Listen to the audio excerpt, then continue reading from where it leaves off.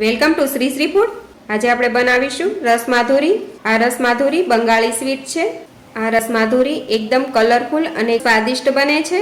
તો ચાલો રસમાધુરી બનાવવાની શરૂઆત કરીએ। તો તેના માટે 1 લીટર ગાયનું દૂધ લીધેલું છે। રસગુલ્લા આપણે ગાયના દૂધમાંથી જ બનાવીશું, તેનાથી રસગુલ્લા સારા બનશે। અને દૂધને ફાડવા માટે આપણે વિનેગર લીધેલું છે 1 ટેબલસ્પૂન, અને તેમાં 1 ટેબલસ્પૂન પાણી નાખેલું છે। રસગુલ્લાની ચાસણી બનાવવા માટે 2 કપ ખાંડ લઈશું। હવે આપણે એક કડાઈ લઈશું, તેમાં આપણે 1 લીટર ગાયનું દૂધ નાખીશું।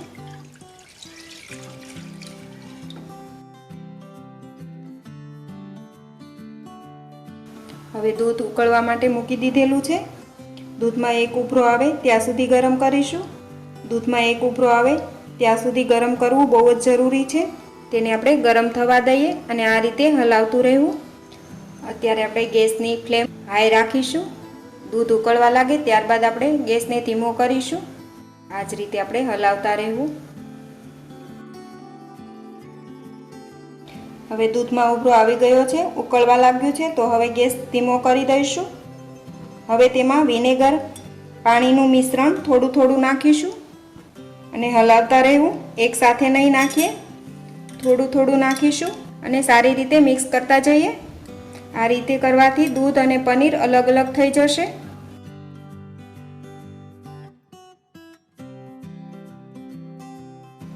તો હવે તમે જોઈ શકશો દૂધ અને પનીર અલગ અલગ થઈ ગયું છે। હવે વિનેગર વાળું પાણી નહીં નાખીએ, ગેસ પણ બંધ કરી દઈએ। હવે તેને આપણે નીચે ઉતારી લઈએ। હવે એક તપેલી લીધેલી છે, તેના ઉપર સ્ટ્રેનર મૂકીશું, તેના ઉપર કોટનનું કપડું મૂકીશું। પનીરને આપણે ગાળી લઈએ, કપડાની મદદથી પનીરને ગાળી લઈશું। હવે પનીરને આપણે ઠંડા પાણીથી ધોઈ લઈએ। પાણીમાં આઈસ નાખીને ઠંડુ કરી લીધેલું છે। સારી રીતે પનીરને ધોઈ લેવું। આ રીતે ધોવાથી વિનેગર નીકળી જશે।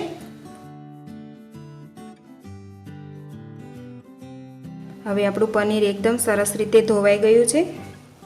હવે પનીરમાંથી બધું જ પાણી નીકાળવાનું છે। આ રીતે દબાવી દબાવીને બધું જ પાણી નિતારી લેવું। થોડું પાણી પણ પનીરમાં ન રહેવું જોઈએ। આ રીતે દબાવીને બધું જ પાણી નીકાળી લઈશું।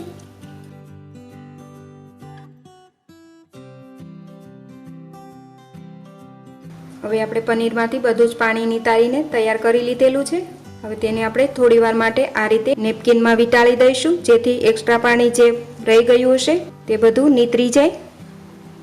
હવે આપણે રસગુલ્લા ઉકાળવા માટે એક તપેલી લીધેલી છે, તેમાં આપણે 6 કપ પાણી નાખીશું।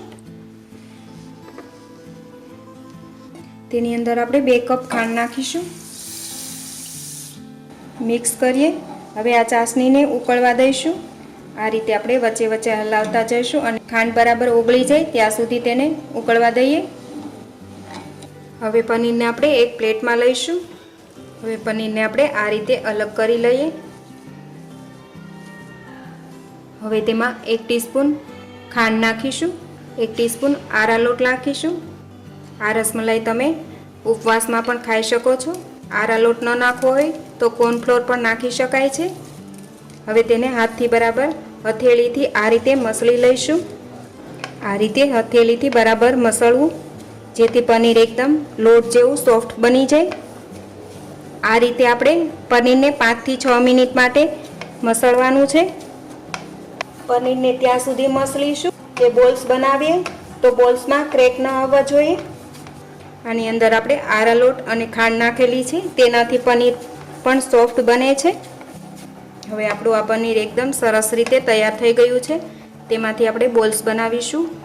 પહેલાં આપણે જોઈ લઈએ, બોલ્સમાં ક્રેક ન આવવો જોઈએ। હજુ બોલ્સ આપણો બરાબર બનતો નથી, હજુ થોડું મસળીશું। આ રીતે આપણે ચેક કરી લેવું। હવે આપણું આ પનીર તૈયાર છે, તેમાંથી બોલ્સ બનાવીશું। આ રીતે બોલ્સ બનાવી થોડું દબાવી દેવું। આ રીતે પનીરને મસળવું બહુ જ જરૂરી છે। જ્યારે આપણે રસગુલ્લા બનાવીએ તો તેને ઉકાળીશું પાણીમાં, ત્યારે તે સારી રીતે ઉકળશે। આ રીતે મસળવાથી રસગુલ્લા તૂટશે નહીં। આ રીતે જ આપણે બધા જ બોલ્સ તૈયાર કરી લઈએ। વચ્ચે વચ્ચે આપણે ચાસણી બનાવવા મૂકી છે, તેને પણ હલાવતા રહીશું। હવે આપણા બધા જ રસગુલ્લા બનાવીને તૈયાર છે। હવે તેને આપણે ચાસણીમાં નાખીશું ઉકળવા માટે। આ રીતે ચાસણી પણ ઉકળવા લાગી છે। રસગુલ્લાને ચાસણીમાં ઉકળવા મૂકી દઈએ. બધા જ રસગુલ્લા આ રીતે મૂકતા જઈએ. ઉકળતી ચાસણીમાં જ રસગુલ્લા નાખવા. હવે રસગુલ્લાને આપણે ઢાંકીને 15 મિનિટ માટે રહેવા દઈશું. અત્યારે આપણે રસગુલ્લાને 8 મિનિટ થઈ ગઈ છે. તો તમને જરૂર લાગે તો તમે એકવાર રસગુલ્લાને આ રીતે પલટાવી શકો છો, જેથી બંને સાઈડ એકદમ સરસ રીતે ફૂલીને તૈયાર થઈ જાય. તો પલટાવી લઈએ. હવે રસગુલ્લાને ફરી આપણે ઢાંકીને 7 મિનિટ માટે ઉકળવા દઈશું. હવે રસગુલ્લાને ઉકળતા 15 મિનિટ થઈ ગઈ છે. હવે ચેક કરી લઈએ. બહુ જ સરસ બન્યા છે રસગુલ્લા. એકદમ સરસ રીતે ફૂલીને તૈયાર થઈ ગયા છે. બિલકુલ હલવાઈની દુકાને મળે તેવા જ આ રસગુલ્લા બન્યા છે. તમે જોઈ શકશો, બહુ જ સરસ બન્યા છે. હવે રસગુલ્લાને આપણે નીચે ઉતારી લઈએ. હવે રસગુલ્લાને આ જ રીતે ઠંડા થવા દઈએ. હવે આપણે રસ માધુરી માટેના રસગુલ્લા તૈયાર છે. તેમાં આપણે ચપટી યલો ફૂડ કલર નાખીશું. મિક્સ કરી લઈએ. હવે આ રસગુલ્લાને આપણે 3 થી 4 કલાક માટે ફ્રીજમાં મૂકી દઈશું, જેથી તેનો કલર એકદમ સરસ રીતે બદલાઈ જાય. હવે આપણા આ રસગુલ્લા તૈયાર થઈ ગયા છે. તો આપણે રસગુલ્લાને થોડા આ રીતે દબાવી થોડું પાણી નિતારી લઈશું. પ્લેટમાં મૂકી દઈએ. આ રીતે બધા જ તૈયાર કરીએ.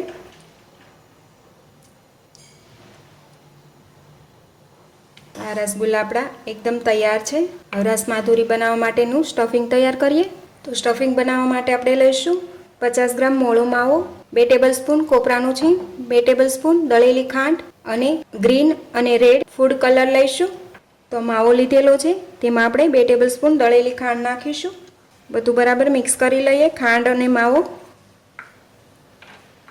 ઢીલો લાગે તો થોડું આપણે ટોપરાનું છીણ નાખીશું. જરૂર પ્રમાણે જ નાખીશું. અને બધું જ બરાબર હાથથી મિક્સ કરી લઈએ. હજુ થોડું આપણે કોકોનટ નાખીશું. આપણે 1 ચમચી કોકોનટ નાખેલું છે. જરૂર હોય એ પ્રમાણે જ નાખવું. હવે આ એકદમ સરસ રીતે તૈયાર થઈ ગયો છે. હવે તેમાંથી આપણે 2 ભાગ કરી લઈએ.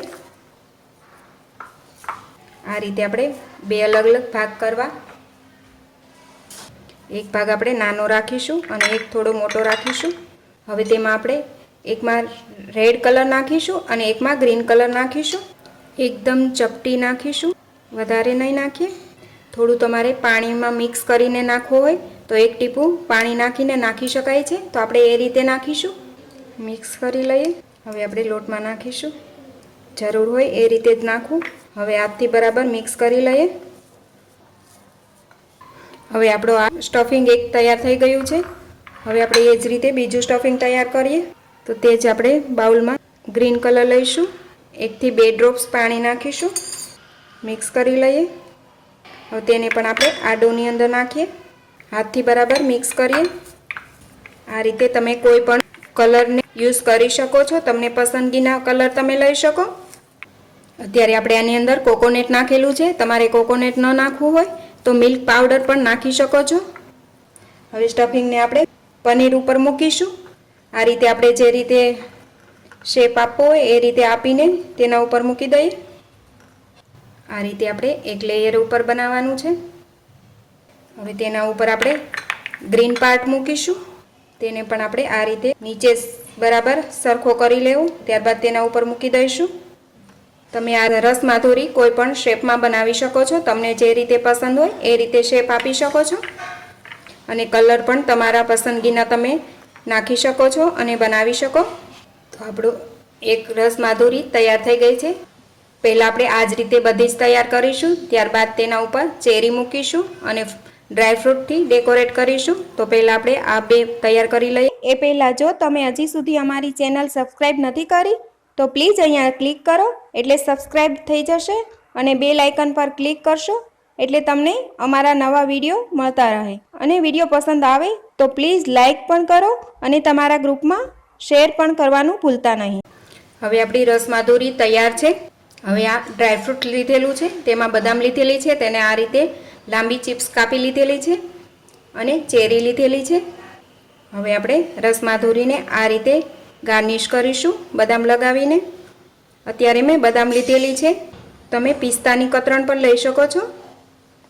પિસ્તાથી પણ એકદમ સરસ લાગે છે. આ રીતે આપણે ડેકોરેટ કરી લીધેલી છે. હવે ઉપર આપણે ચેરી મૂકીશું. હવે આપણી આ એક રસમાધુરી તૈયાર છે. આ જ રીતે બધી જ તૈયાર કરી લઈએ. તો હવે આપણી બંગાળી સ્વીટ રસમાધુરી એકદમ સર્વ કરવા માટે તૈયાર છે. તો તમે પણ આ દિવાળી પર આ રસમાધુરી સ્વીટ જરૂરથી બનાવજો અને તમને આ રેસીપી કેવી લાગી તે જરૂરથી કહેજો. તમને પસંદ આવી હોય તો મારી ચેનલને લાઇક, શેર અને સબસ્ક્રાઈબ કરવાનું ભૂલતા નહીં. તો ફરી મળીશું એક નવી રેસીપી સાથે.